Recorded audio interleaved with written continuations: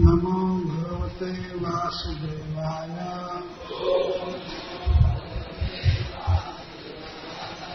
ओम नमो भगवते वासुदेवाय।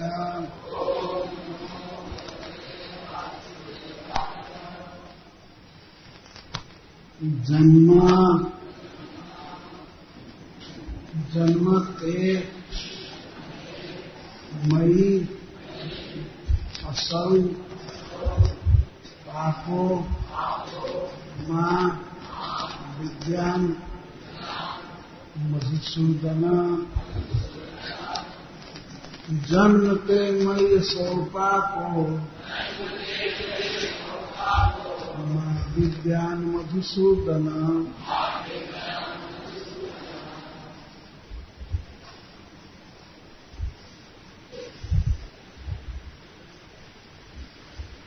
समुद्विजय भवभेत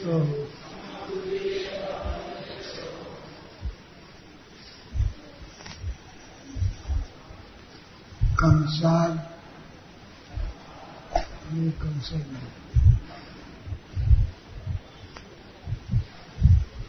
क्या है बोलिए। कंसाद अहम अधीर धीर। जन्मते मयि असौ पापो मां विद्यान् मधुसूदन। समुद्विजय भवभेतो कंसादहम् अधीरधीः। उपसंहर विश्वात्मनि अधोरूपमलौकिकम्। शंख चक्र गदा पद्म श्रिया जुष्टम चतुर्भुजम। भगवान प्रकट हुए हैं श्री वसुदेव जी और माता देवकी के सामने। तो श्री वसुदेव जी ने अपनी स्तुति में भगवान के ऐश्वर्य का वर्णन किया। तो भगवान किस प्रकार जगत की सृष्टि करते हैं और सबने फिर परमात्मा रूप से प्रवेश करते हैं। बहुत अवतार लेते हैं असुरों का विनाश करने के लिए। और अंत में उन्होंने यही कह दिया कि यह कंस बड़ा असभ्य है। यह जान करके कि आप देवकी के गर्भ से जन्म लेने वाले हैं, वो आपके बड़े भाइयों को मार दिया। जब सुनेगा कि 8वां गर्भ जन्म लिया है तब तो दौड़ते हुए आएगा, क्योंकि उसने स्पेशल पहरेदार नियुक्त किया है इस कारागृह में। तो लोग दौड़ करके कंस को खबर देंगे और कंस अपने हाथ में अस्त्र लेकर के आएगा। तो इससे यह सिद्ध होता है कि वसुदेव जी भी डर रहे थे। अभी वो दौड़ करके आएगा, आपका कुछ अनिष्ट करेगा। यह बात सुन करके माता देवकी भगवान के ऐश्वर्य का तो वर्णन की कि आप भगवान हैं, साक्षात काल भी आपसे भय करता है। लेकिन फिर भी क्योंकि माता है, वात्सल्य भाव से वो घबरा गई। भगवान से आग्रह करने लगी कि आप इस रूप को अंतर्हित कर लीजिए। ते जन्म, आपका जन्म मेरे गर्भ से हुआ है, इसको कंस न जानने पाएंगे। हे मधुसूदन, जन्मते मयसौ पापो मां विद्यान् मधुसूदन। ते जन्म, आपका जन्म मई मुझसे हुआ है, मेरे गर्भ से हुआ है। इस बात को पापवती कंस मां विद्या न जान पाए। कैसे नहीं जान पाएगा? तो यही आशा था कि आप अंतर्ध्यान हो जाइए, आप इस रूप को तिरोहित कर लीजिए।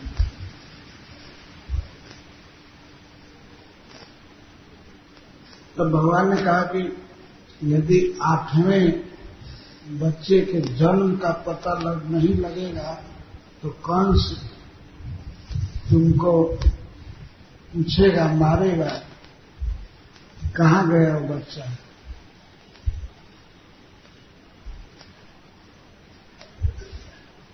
तो मां कहती है, समुद्र भवद है तुम, मैं अपने मरने से नहीं डरती हूं, मैं तुम्हारे लिए बहुत डर रही हूं। भवद है तो आपके लिए डर रही हूं, क्योंकि मैं एक अबला हूं, मुझमें धैर्य नहीं है। मैं कंस से भयभीत हूं, कंसाभीता, अधीर भी, मेरी बुद्धि घबरा रही है, चंचल हो रही है, इसमें धैर्य नहीं है, मैं बहुत डर रही हूं। अभी माता देवकी कांप रही थी, मैं बहुत डर रही हूं, आ करके आपका अनिष्ट कर देगा।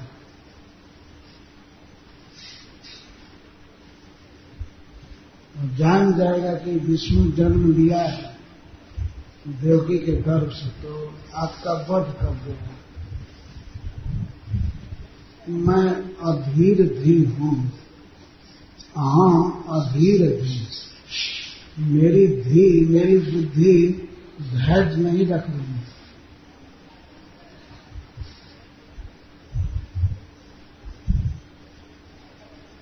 मेरी बुद्धि बहुत चंचल हो रही है, मैं आपके लिए बहुत डर गई, मेरा हृदय कांप रहा है। यही अच्छा होगा कि आप इस रूप को तिरोहित कर लीजिए।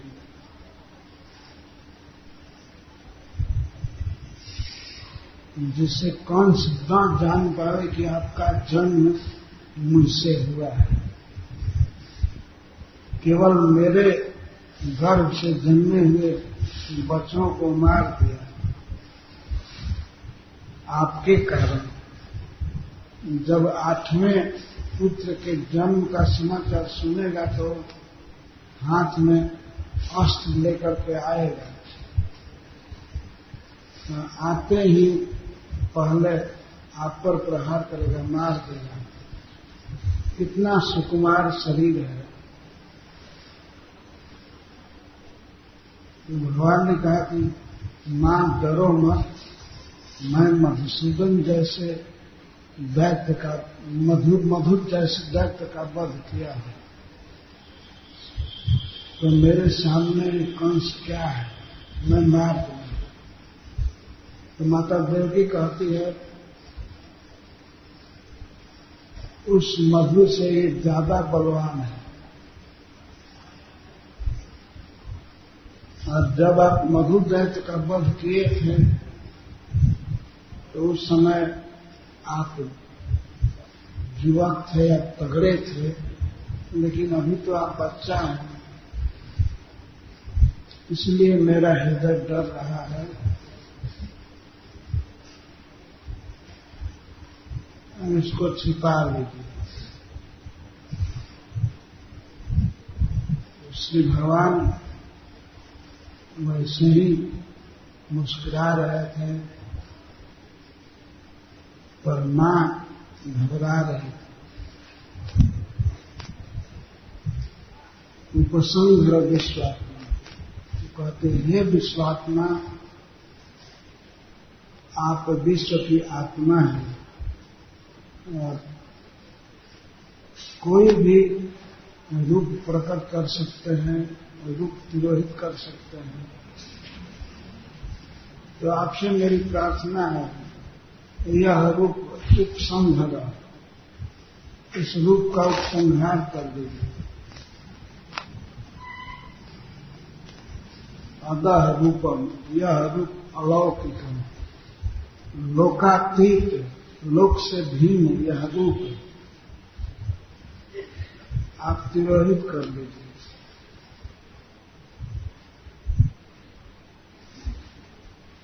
जिस रूप में शंख चक्र गदा पद्म श्री, शंख चक्र गदा पद्म है, आप हाथ में लिया है, ये तो और ज्यादा पहचान है भगवान की। आपको कंस तुरंत पहचान ले रहा है और आपका वध कर देगा। इसलिए मैं बहुत डर रही हूं, आप इसका उपसंहार कर दीजिए। संबोधन कर रही है माता देवकी विश्वात्मा, विश्व की आत्मा। भगवान कुछ भी, कोई भी रूप प्रकट कर सकते हैं और कोई रूप धारण कर सकते हैं, इसलिए विश्वात्मा संबोधन। यह अलौकिक रूप, लोक में ऐसा रूप नहीं होता है। श्रिया दुष्टम, शंख चक्र गदा पद्म की शोभा से सेवित है यह रूप। चतुर्भुजा, चार भुजा, इस रूप में मैं कहीं आपको छिपा भी नहीं सकता। कंस के भय से मैं आपको छिपाना चाहूंगी किसी के घर, पड़ोस में या कहीं भी, तो आप छिप नहीं पाएंगे, क्योंकि इतना सुंदर शरीर चमक रहा है और चार भुजा है, चार भुजा में शंख चक्र गदा पद्म है। किसी के घर में ले जाऊंगी तो वो कहेगा कि ये तो भगवान है, हम इसको नहीं रखेंगे।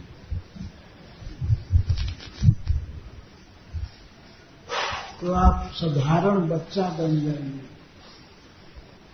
दो भुजा, दो बाहों वाला बच्चा बन जाएंगे, इसे कहीं आपको छिपा सके। मां देवकी रो रही है, उसका सारा शरीर पसीने से तरबतर हो गया, आंसुओं से भीग गया।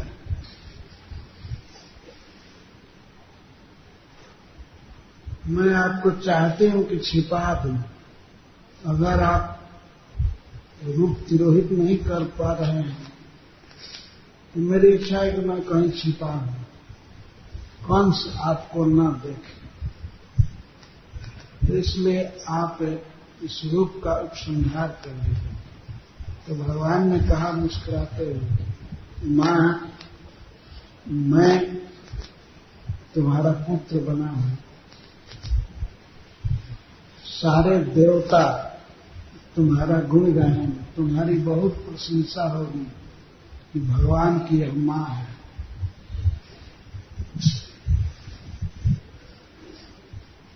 तो मेरे जन्म लेने से तुम्हारी महती श्लाघा होगी, बहुत जश बढ़ेगा।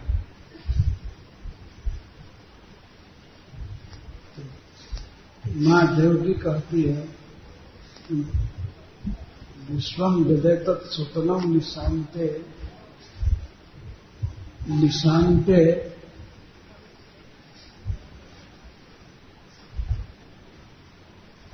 निशा का अंत होने पर, प्रलय के बाद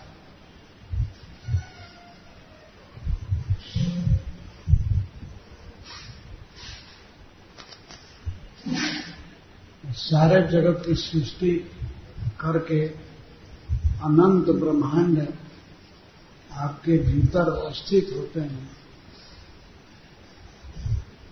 फिर प्रलय काल में समस्त ब्रह्मांड को, सारे जल को, मिट्टी को, अग्नि, हवा और आकाश सबको पी करके अपने भीतर खा करके आप शयन करते हैं। सारे ब्रह्मांड को अपने भीतर रख लेते हैं। आप इतने महान हैं, बड़े हैं, तो जिनके भीतर सारा ब्रह्मांड रहता है वो भगवान मेरे पेट में आए, ये तो मैं तो देखी हूं, लेकिन जब मैं ये कहूंगी कि सारे ब्रह्मांड के पति श्री भगवान हमारे उदर में आए, हमारे पुत्र बने, तो इस पर कोई विश्वास नहीं करेगा। सब लोग कहेंगे यह आत्म प्रशंसा कर रही है, कैसे भगवान इसके उदर में आ सकते हैं, यह मिथ्यावादिनी है, झूठ बोलती है। तो इसके चलते मेरी बहुत बड़ी बेइज्जती होगी, अपजस होगा और सत्य बोलने का। तो मैं ऐसा कभी नहीं कहूंगा कि भगवान मेरे गर्भ से जन्म लिए, मेरे पुत्र हैं, इसलिए मुझे जस की कामना नहीं, जस मिलेगा भी नहीं, अपजस मिलेगा। इस कारण से आप इस रूप को छिपा रहे हैं। श्री भगवान मुस्कुरा रहे थे, मां विकल होकर के रो रही थी, तो मुग्ध थी, इस बच्चे को क्या हो गया है, इतना अभिमान इसको है, इतना गर्व है कि मैं कंस को मार दूंगा, लेकिन यह कुछ नहीं कर पाएगा। देख रही है वो सुकुमार आंख, पर आंखों में कोई भय नहीं है, घबराहट नहीं है भगवान की।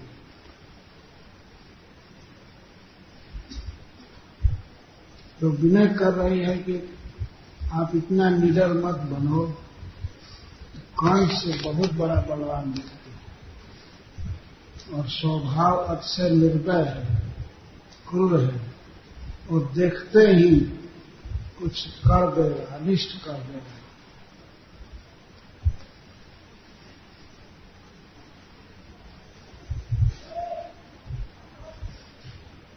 मां को इससे प्रसन्नता नहीं है कि भगवान मेरा पुत्र बने हैं, उसको स्नेह बस अधिक डर बना हुआ है, कंस अनिष्ट कर देगा।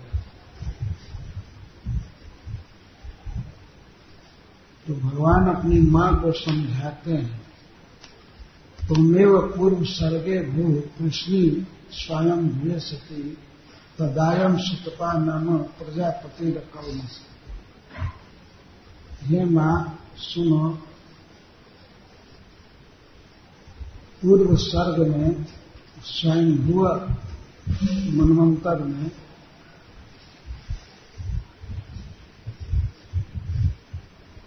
तुम कृष्णी थी मेरी मां, और उस समय ये सुतपा नाम के प्रजापति थे।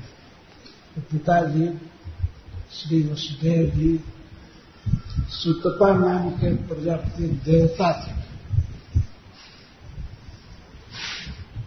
आप दोनों को ब्रह्मा जी ने आदेश दिया, द्वाम वै ब्रह्मणादिष्ट प्रजा सर्ग, आप दोनों को पुत्र उत्पन्न करने के लिए आज्ञा दिया। इसने ब्रह्मा जी ने, तो ब्रह्मा जी की आज्ञा को शिरोधार्य करके आप दोनों ने इंद्रियों का संयम किया और इंद्रियों को कंट्रोल में करके आप बहुत बड़ा तप किए, तपस्या की। संयम इंद्रिय ग्रामम देता थे परम तपा तप की बहुत बड़ी तपस्या, कठोर तप।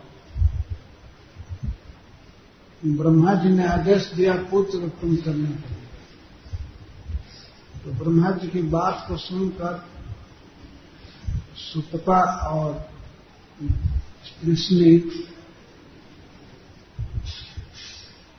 इंद्रियों का संयम करके तप किए।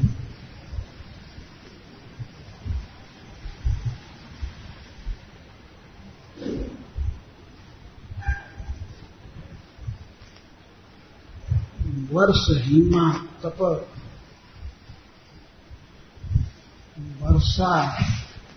वर्षा सहे,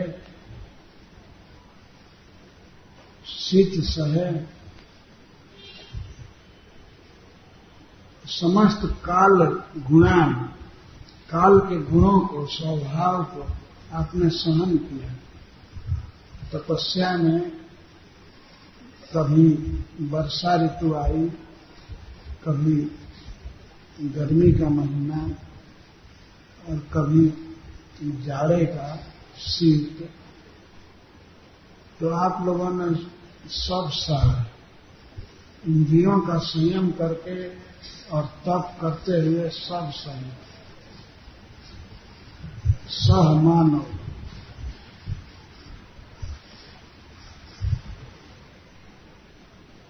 शीत सहे, गर्मी सहे, वर्षा सहे, आंधी सहे। एक नदी के तट पर, और ऐसा वर्णन किया जाता है कि वो नदी जमुना जी थी। भद्र वन में तपस्या की। भद्र वन भांडीर वन के पास है। तो भद्र वन में तपस्या की।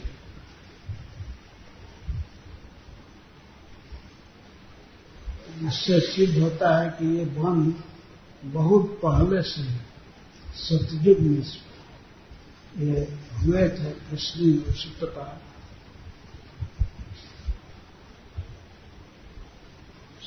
सहमानल श्वास रोध विनिर्भूत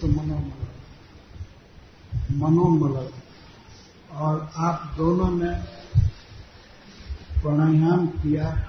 प्राणायाम करने से आपका मनोमल विनिर्भूत, विशेष रूप से निर्धूत हो गया।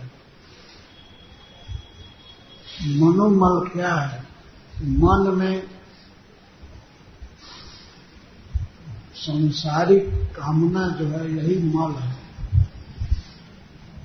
कोई भी इच्छा हो जाए, इच्छा न पूरा हो तो फिर क्रोध हो जाए, और इच्छा पूरी हो जाए तो और ज्यादा पाने की इच्छा हो जाए, लोभ हो जाए, तो यही मन का मल है, मन की गंदगी। मन यदि कृष्ण भावना से भरा रहता है तो वो निर्मल है।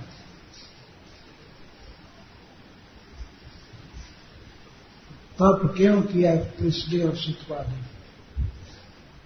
जब पुत्र उत्पन्न करने के लिए कहा गया तो इन्होंने तप किया। ये बहुत बड़े भक्त थे। इन्होंने विचार किया कि पुत्र हम ऐसा नहीं चाहते हैं जो नश्वर हो, जो मर जाए। अविनाशी परम पुरुष श्री भगवान हमारा पुत्र बने, इसलिए भगवान को प्रसन्न करने के लिए एक तप कर रहे थे। बहुत कठिन था।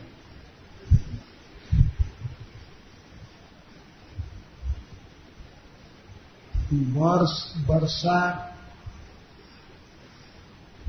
आतप, गर्मी और शीत, घर्म, हिम, ये सब काल के गुण हैं। काल कभी ठंडा लेकर आता है, कभी गर्मी लेकर आता है। तो जैसा समय हो और समय का जो स्वाभाविक गुण है, विशेषता है, उन सबको ऐसा है। स्पष्ट भगवान कह रहे हैं, सह मान, सहते हुए, दोनों आपने सहन किया। प्रतिकार करना चाहिए, लेकिन स्वाभाविक जो गुण हैं वो तो होंगे ही, मनुष्य पर प्रभाव डालते हैं। जाड़ा में जाड़ा लगेगा ही, कुछ प्रतिकार कर सकते हैं, लेकिन तपस्या में तो प्रतिकार नहीं। तपस्या के समय विशेष जाड़ा सहना और गर्मी के दिन में गर्मी सहना यह आवश्यक है। भगवान को पाने के लिए कुछ तप तो होना चाहिए।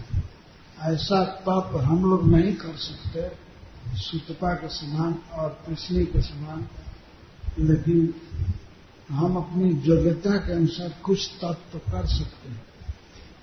श्रील प्रभुपाद जी ने मंगला आरती का नियम बनाया है, आदेश दिया है। तो मंगला आरती के लिए उठ जाना, इतना तो कर सकते हैं हमें। और जब तक नाम जब पूरा न कर लें तब तक कोई चीज खाए नहीं, इतना तो कर सकते हैं। पर जैसे ब्रह्मा जी की आज्ञा का ध्यान रखा कृष्ण और सुतपा ने, ऐसे श्रील प्रभुपाद के आज्ञा का आदर करना चाहिए।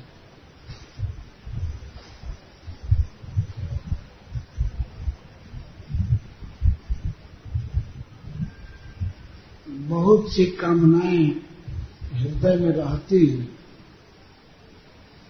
हृदय के कोने में सोई रहती हैं, और उनका पता नहीं होता।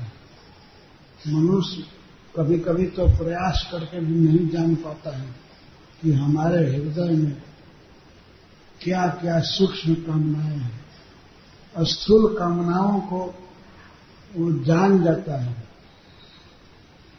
लेकिन और सूक्ष्म फाइन जो कामनाएं हैं उसको नहीं जान पाता है, पता भी नहीं रहता, वो सोई रहती है। जैसे मुक्ति की कामना, भगवान के धाम में जाने की कामना, यही मुक्ति कामना है।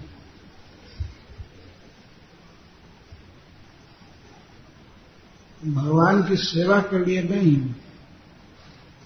हम मुक्त हो जाएं, जन्म मरण से मुक्त हो करके और उनके ज्योति में या उनमें मिल जाएं, आराम करें, कि जन्म मरण खत्म हो जाए। ऐसी जो कामना है ये बहुत सूक्ष्म कामना है, बहुत छोटी, दिखाई नहीं पड़ती है।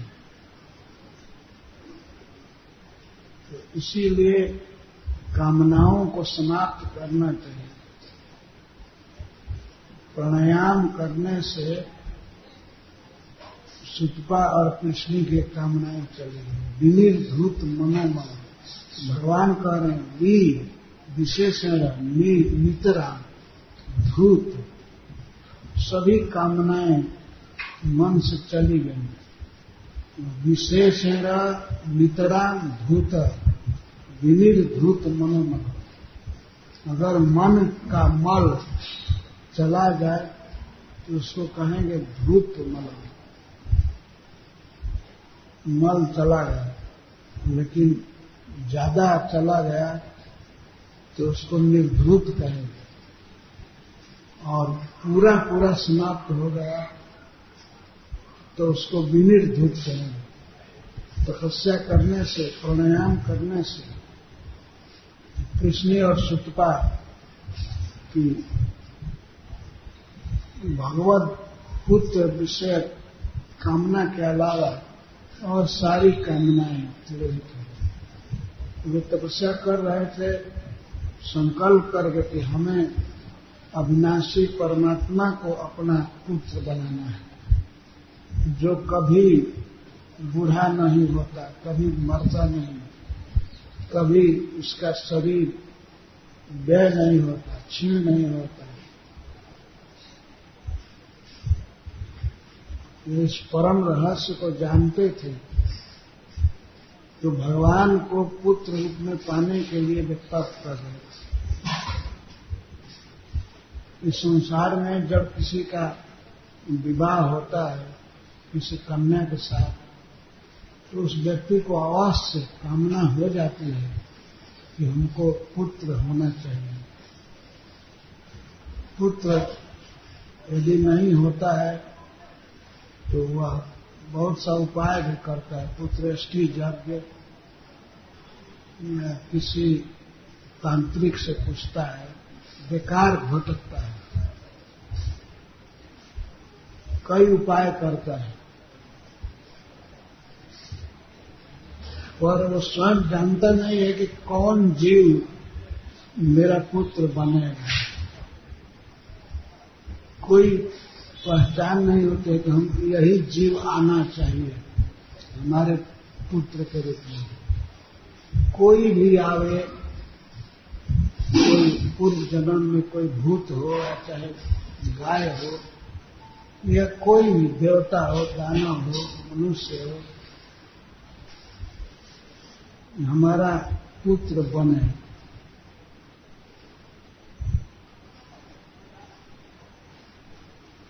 परंतु जहां निश्चित पता है कि भगवान को पुत्र बनाना है और भगवान बन सकते हैं, तो बड़ी उत्कंठा से कृष्णी सुतपा तप कर रहे थे। तप में एक बात को और बता रहे हैं कि वहां प्राण रोध विनिर्धित मनो हुआ, प्राण रोध किया, अपने प्राण वायु श्वास को कंट्रोल में रखा, प्राणायाम किया। यह प्राणायाम भक्ति परक प्राणायाम, इसमें भगवान पर चित्त हमेशा लगा रहता है। आजकल का प्राणायाम नहीं केवल लोहार के भाती की तरह बस सांस बाहर भीतर कर। यह प्राणायाम ये तो हठ योग है, ये कोई योग नहीं है। वो तो भगवान में चित्त लगा करके भगवान की भक्ति कर रहे थे। भगवान के स्मरण का तार टूटता नहीं था। मन कृष्ण में लगा हुआ है और आंख से भगवान को देखते थे।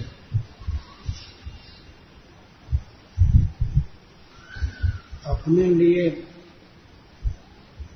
श्री विग्रह भी रखे होंगे। तो सतयुग था,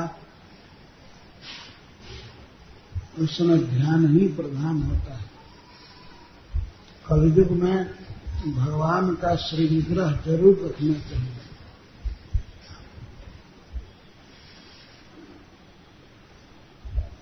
हम लोगों का मन चूंकि स्थूल है, बाहरी चीज को देखना चाहता है, इसीलिए भगवान को बाहर रखना जरूरी है।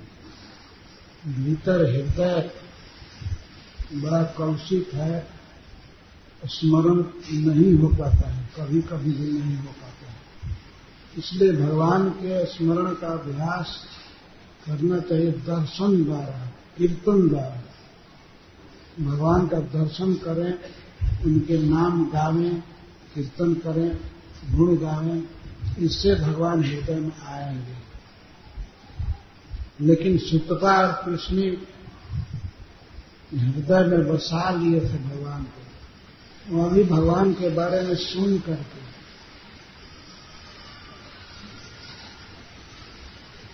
और उनको पाने के लिए इस तरह कठोर तप कर रहे हैं, प्राणायाम कर रहे हैं, योग साधना कर रहे हैं।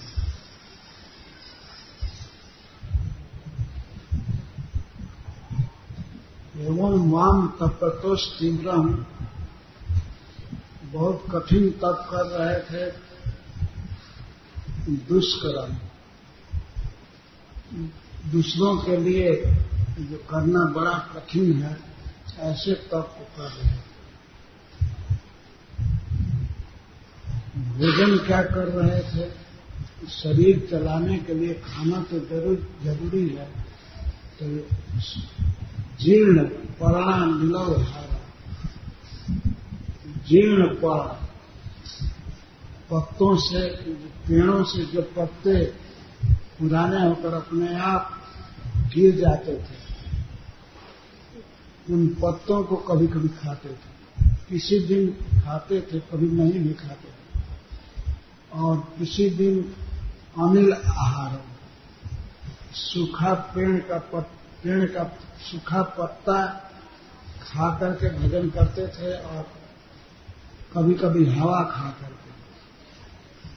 किसी दिन पत्ता नहीं मिलता था या नहीं खाना चाहते थे, तो हवा से सांस लेकर के बस उसी को भोजन मान लेते थे।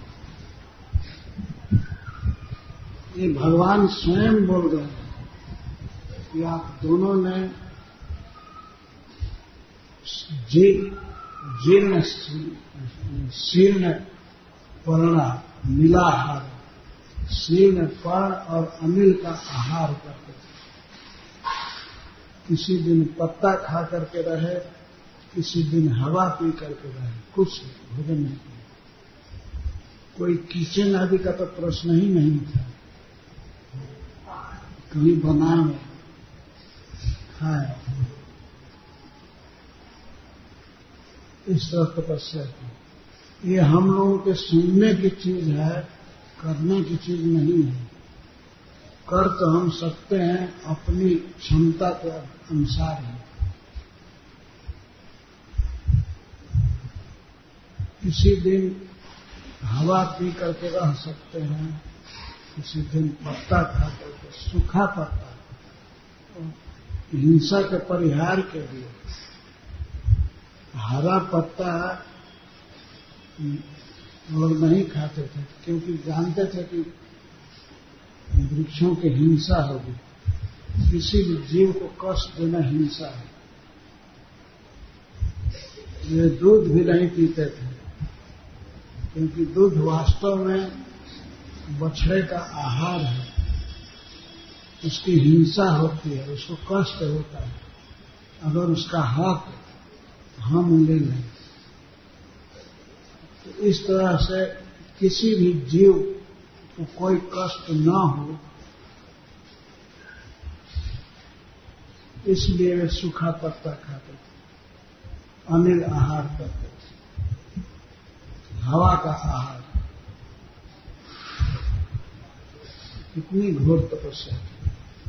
जाड़े के दिन में नदी में आकंठ खड़ा रहते थे, कंठ तक पानी, ठंडा पानी। गर्मी के दिन में बाहर सूर्य की गर्मी में बैठते थे और अपने चारों तरफ अग्नि लगा करके इस तरह से वे शांत कर रहे।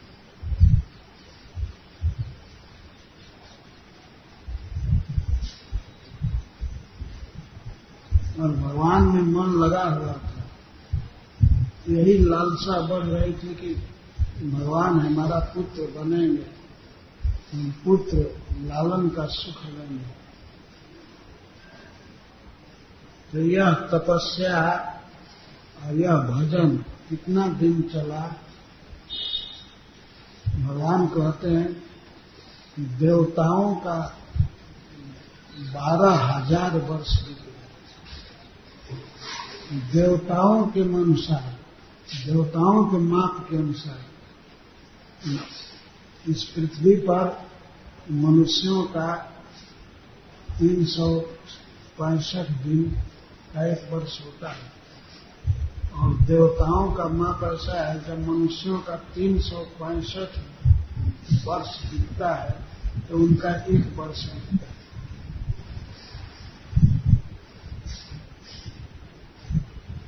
इस हिसाब से 12,000 वर्ष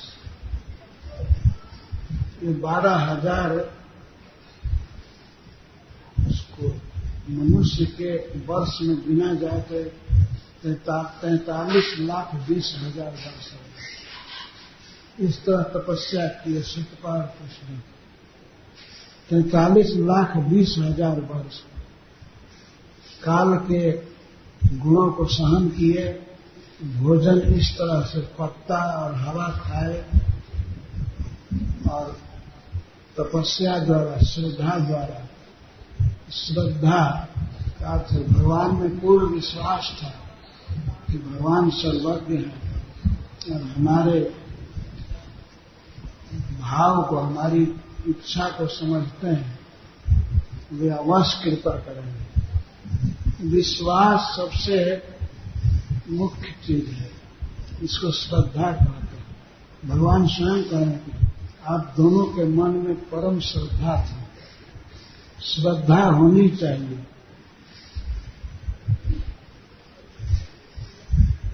गोस्वामी तुलसीदास ने लिखा है, कर्मेव सिद्धि की बिनु विश्वास है। मनुष्य को कोई भी सफलता बिना श्रद्धा के नहीं मिलती। श्रद्धा जरूर होनी चाहिए। हम लोग कृष्ण की भक्ति कर रहे हैं तो कृष्ण के स्वभाव पर, उनके कृपामय स्वभाव पर, उनकी सर्वज्ञता पर पूर्ण विश्वास होना चाहिए। वे हमारी प्रत्येक भावना को समझते हैं, वे हृदय नहीं है।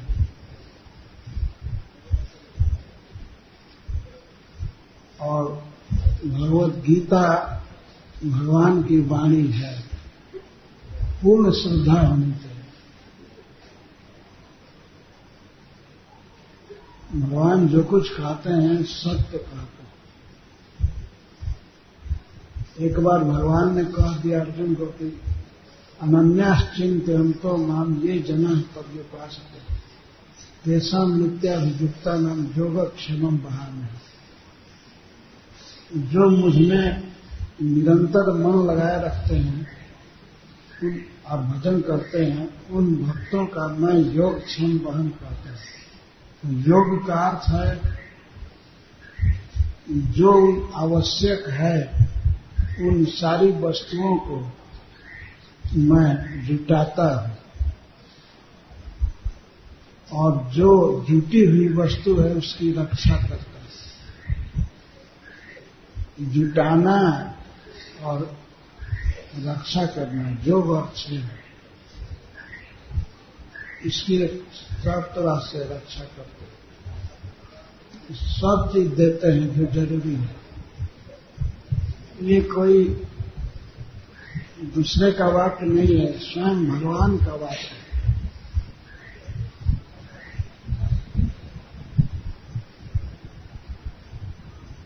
ऐसा वर्णन है कि एक बार एक ब्राह्मण जो भगवान के परम भक्त थे, वो गीता जी का पाठ करते थे, पर बहुत दरिद्र थे।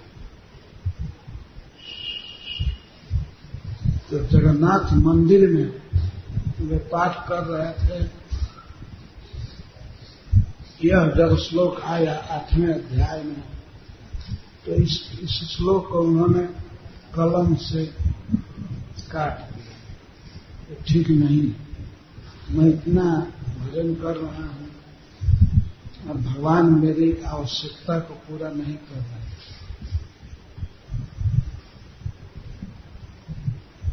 तो वे अपने घर चले गए गीता ले करके, और इधर उस दिन जगन्नाथ जी को जब पुजारी ने खोला दर्शन के लिए, पट खोला तो देखा कि उनके देह पर तलवार लगी है, लकीर लगी है, घाव लगा है।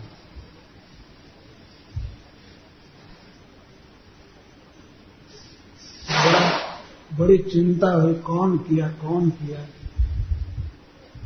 भगवान के पास कौन पहुंच करके तलवार से काटा है। जगन्नाथ जी ने प्रत्यक्ष कहा या सपना ने कहा, मुझे पूरा स्मरण नहीं है। जगन्नाथ जी ने कहा वो ब्राह्मण जो आकर के गीता पढ़ता था वही काटा है, क्योंकि गीता है मेरी वाणी है, मुझमें और गीता में कोई भेद नहीं है।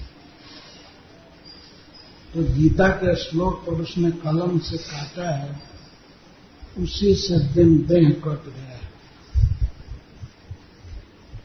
बिल्कुल सत्य घटना है।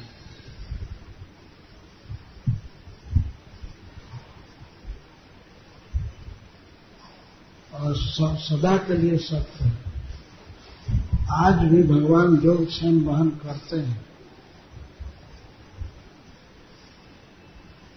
एक घटना है,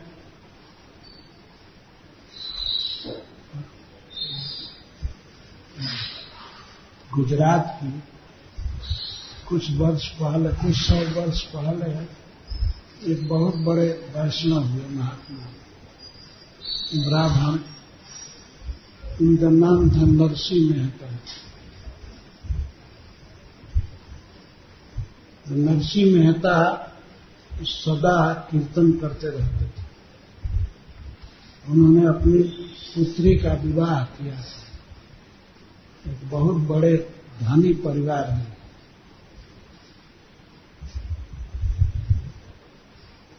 और अपना दामाद बहुत धनी घर का था, तो उसके लिए अपनी बेटी, अपनी कन्या का भात भरना था नरसिंह मेहता। जिस दिन भात भरना था उस दिन कहीं कोई बाजार में वस्तु खरीदने नहीं गए, कोई कपड़ा, अलंकार या कुछ भी नहीं खरीदने गए। और टाइम आ गया जाने का, कन्या के ससुराल जाना था। वहां इस बड़े घर की सास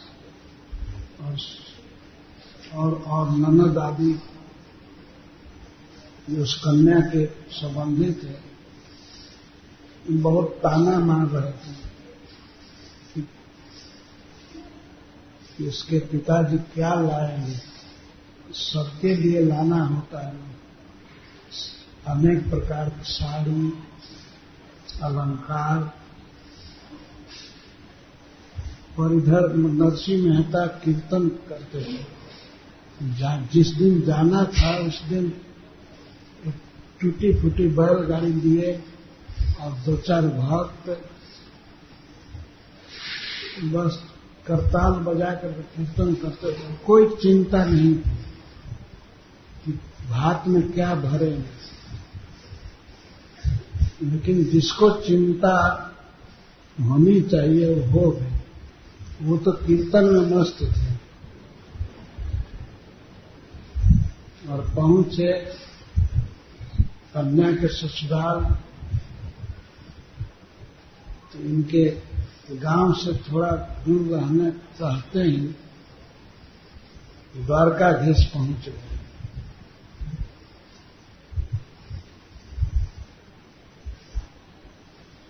वहां जा करके बड़े सुंदर वेश में उन्होंने कहा, मैं सावल शाह हूं, मेरा नाम श्यामल शाह है, मैं उनका मुनीम हूं नरसिंह मेहता।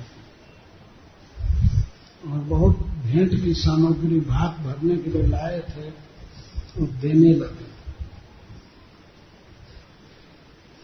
कपड़ा देख करके लोग चकित हो गए। ऐसी साड़ी हम लोग कभी देखे नहीं। वो तो लक्ष्मी जी सब सजा करके दी थी, रुक्मिणी जी दी थी। वैसा अलंकार और वैसा वस्त्र कभी वो लोग देखे नहीं थे। भगवान सब भर दिए। नरसिंह मेहता तो अनन्य चिंतन तो अनन्य रूप से कीर्तन कर रहे थे और उनके बदले में द्वारकाधीश सब कर दिए।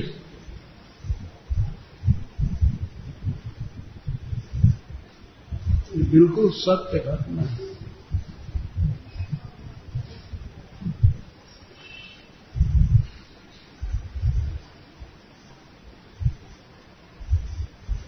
तो इसको कहते हैं श्रद्धा, विश्वास, सुदृढ़ विश्वास।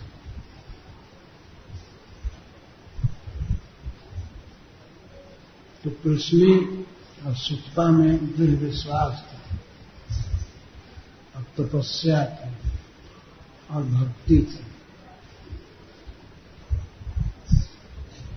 भक्ति का अर्थ है जो साधन भक्ति के नियम है।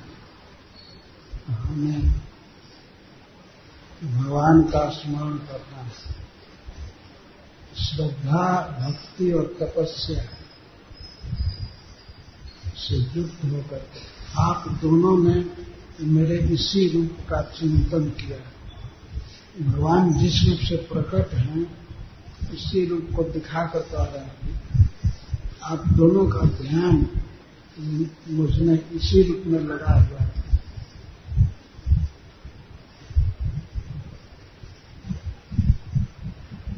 जब मैं आपके सामने प्रकट हुआ, आपके भक्ति से प्रभावित होकर, आपकी तपस्या से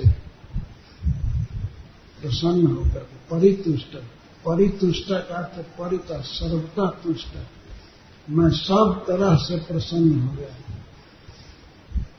और आप दोनों के सामने अपने को प्रकट किया। और जब आपसे पूछा विनय ही मुझसे वर मांगिए, तो आप दोनों ने मुझसे यही मांगा कि आपके समान पुत्र चाहते। आप दोनों संकोच के मारे मेरे ऐश्वर्य को देख करके साहस नहीं किए कि मुझको अपने पुत्र के रूप में मांगे। आप दोनों ने यही कहा कि आपके समान पुत्र चाहिए।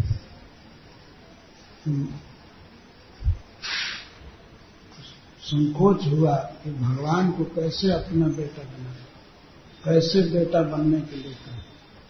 इसीलिए कह दिए आपके समान पुत्र चाहिए। तो भगवान ने कहा कि मैं उस समय यही कहा कृष्ण और सुप्पा के सामने, मेरे समान तो केवल मैं ही हूं, न समस्या भेदिका को तो कोई मेरे समान नहीं है। अतः अपने समान कहाँ खोजने जाऊंगा। कोई देवता, कोई किन्नर, मनुष्य, कहीं भगवान के समान कोई नहीं है। शील में, उदारता में, शील स्वभाव में, उदारता में और गुणों में कोई समान नहीं है। इसीलिए मैं ही आपका पुत्र बना। हे मां, तुम केवल इसी जन्म में मेरी मां नहीं हो, सतयुग में तुम पहले पृथ्वी थी, त्वमेव पूर्व सर्गे थी। पृथ्वी स्वयं हुए से पूर्व जन्म में स्वयं मनवंतर में, इस समय तो अब बारहस्वत मनवंतर चल रहा है। स्वयंभू मनवंतर में ही तुम मेरी मां बनी थी। तुम्हारा नाम पृथ्वी था और तुम्हारे गर्भ से मैं जन्म लिया, मेरा नाम पृथ्वी गर्भ हुआ।